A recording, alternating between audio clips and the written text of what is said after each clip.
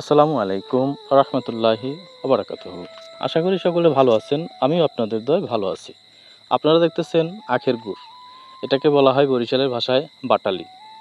এই আখের গুড়টা এখানে তৈরি করা হয় একেবারে ক্ষেত থেকে আখ উঠিয়ে ভেঙে তারপরে তাফালির ভিতরে দিয়ে সুন্দরভাবে আখের গুড় তৈরি করা হয়। আসলে আখের গুড় আমাদের স্বাস্থ্যের জন্য যথেষ্ট উপকারী, কিন্তু যারা ডায়াবেটিসে আক্রান্ত তারা গুড় থেকে বিরত থাকবেন অবশ্যই।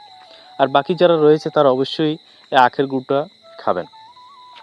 এক সময় ইসবগুলের ভুসি এবং তোকমা দানা ভিজিয়ে তার ভিতরে আখের গুড় দিয়ে খাওয়ার নির্দেশনা দিত কবিরাজরা। আরও তো অনেক চিনি ছিল, আরও অনেক গুড় ছিল, কিন্তু সেগুলোর কথা বলা হয়নি। বলা হয়েছে আখের গুড়ের কথা।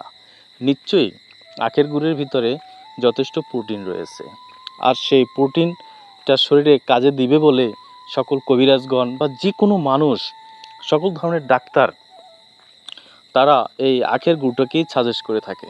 আর আখের গুড়টা খাইতে খুব ভারী মজা। অন্যান্য গুড়ের চাইতে আখের গুড়টা ভিন্ন রকম একটা মজা বা স্বাদ এসে যায়। তো এখানে বিভিন্ন ধরনের বিভিন্ন সাইজের আখের গুড় তৈরি করে আমি ঘুরতে ঘুরতে এসে দেখলাম যে তারা খুব সুন্দরভাবে একেবারে সম্পূর্ণ পরিপাটি স্বচ্ছ জায়গায় বসে কোনো প্রকার ভেজাল মিক্স না করে তারা আখের গুড় তৈরি করতেছে।